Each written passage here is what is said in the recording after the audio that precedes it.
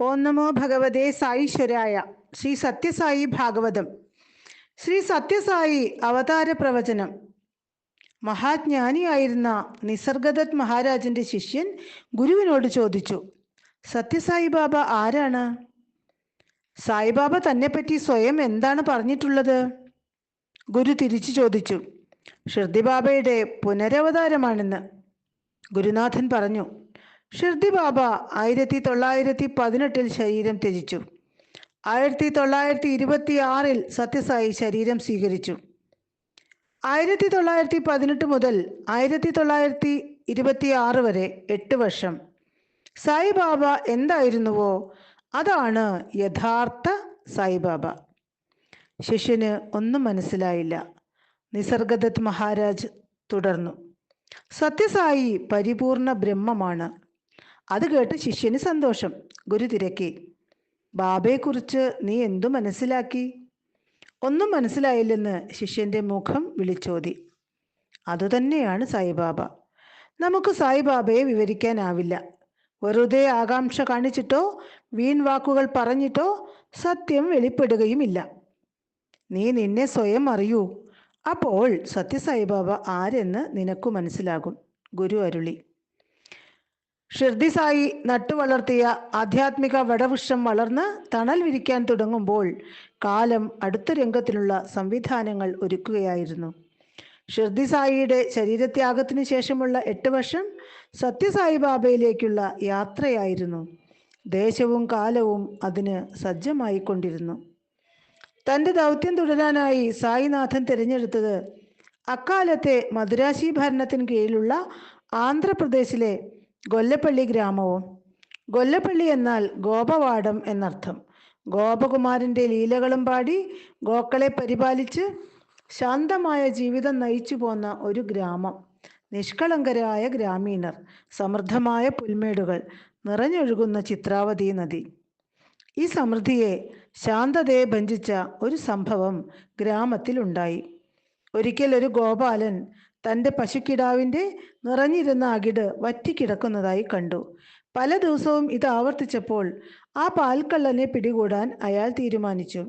മറ്റ് പൈക്കൾക്കൊപ്പം മേയാൻ വിട്ട ഒരു പശു കൂട്ടം മാറി ഒറ്റയ്ക്ക് പോകുന്നത് അയാളുടെ ശ്രദ്ധയിൽപ്പെട്ടു. രഹസ്യമായി അയാൾ പശുവിനെ പിന്തുടർന്നു.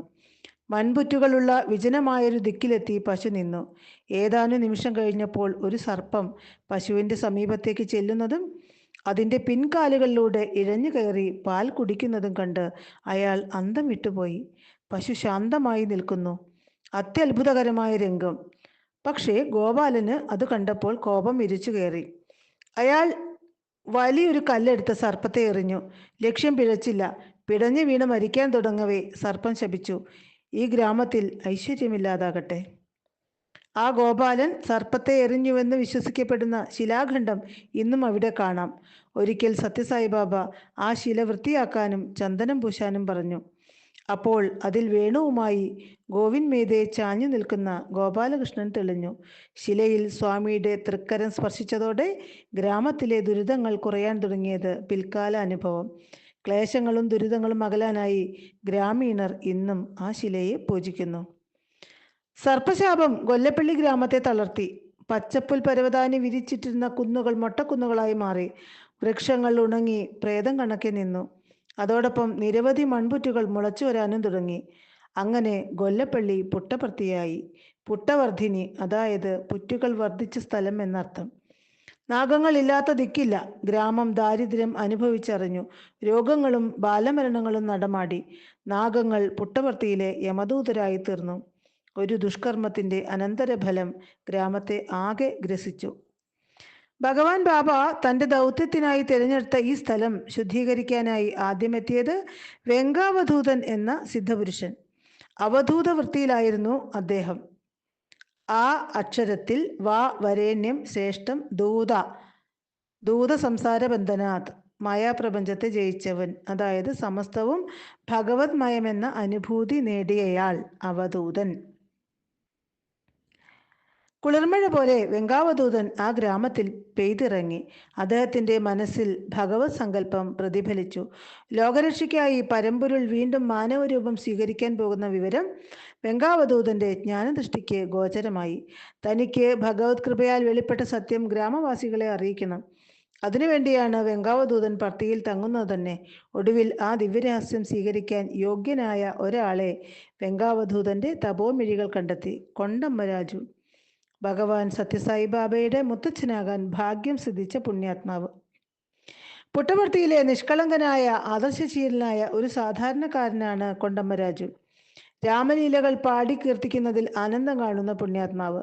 കൊണ്ടമ്മയുടെ സരളമായ മുഖവും പെരുമാറ്റവും കണ്ടപ്പോൾ വെങ്കാവധൂതന് അടുത്ത രഹസ്യവും ഭഗവാൻ വെളിപ്പെടുത്തി. ആശ്ചര്യം നിറഞ്ഞ പ്രേമത്തോടെ കൊണ്ടമ്മയോട് വെങ്കാവധൂതൻ പറഞ്ഞു, ഭൂമിദേവി അതീവ ദുഃഖിതയാണ്. ധർമ്മം മറഞ്ഞിരിക്കുന്നു. അധർമ്മത്തിന്റെ ഭാരം അസഹനീയമായിരിക്കുന്നു. ശ്രീനാരായണൻ വരും.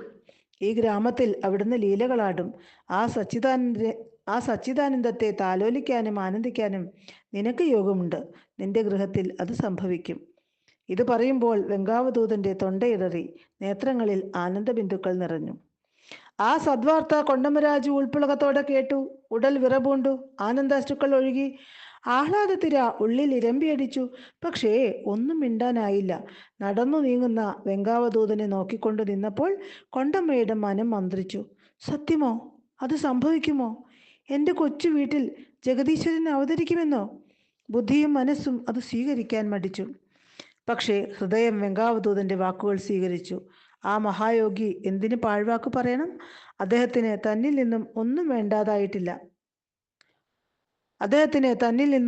വേണ്ടതായിട്ടില്ല. പിന്നെ എന്തിന് അദ്ദേഹം പാഴ്വാക്കു പറയണം? വെങ്കാവധൂതന്റെ വെളിപ്പെടുത്തലിന് ശേഷം കൊണ്ടമ്മരാജുവിന്റെ ഭക്തി പൂർവാധികം വർദ്ധിച്ചു.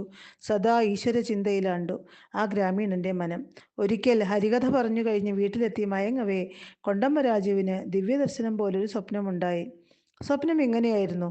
കൃഷ്ണവല്ലഭയായ സത്യഭാമാദേവി അതീവ ദുഃഖിത.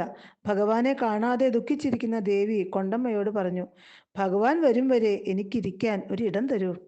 ദേവിയുടെ ആവശ്യം കേട്ട് കൊണ്ടമ്മ പരിഭ്രമിച്ചു. തനിക്ക് അതിനുള്ള ഒരു യോഗ്യതയുമില്ലല്ലോ. ഇങ്ങനെ ചിന്തിക്കവേ ദേവി വീണ്ടും അരുളി, നീ വിഷമിക്കേണ്ട. സരളഹൃദയനായ നീ എവിടെ ഇരുത്തിയാലും ഞാൻ എവിടെ ഇരുന്നു കൊള്ളാം. ഇതോടെ സ്വപ്നം കഴിഞ്ഞു. കൊണ്ടമ്മരാജു ഉറക്കമുണർന്നു. സ്വപ്നം സുവ്യക്തമായി മനസ്സിൽ തെളിഞ്ഞു. സത്യഭാമാദേവിക്കായി ഒരു ക്ഷേത്രം നിർമ്മിക്കുക. ഒടുവിൽ കൊണ്ടമ്മ സ്വപ്നദർശനത്തെ അത്തരമൊരു തീരുമാനത്തിൽ ബന്ധിച്ചു. താമസിയാതെ ക്ഷേത്ര നിർമ്മാണം പൂർത്തിയായി. ദേവിയെ പ്രതിഷ്ഠിക്കുകയും ചെയ്തു. കൊണ്ടമ്മയുടെ ഹൃദയം ആനന്ദം കൊണ്ട് നിറഞ്ഞു.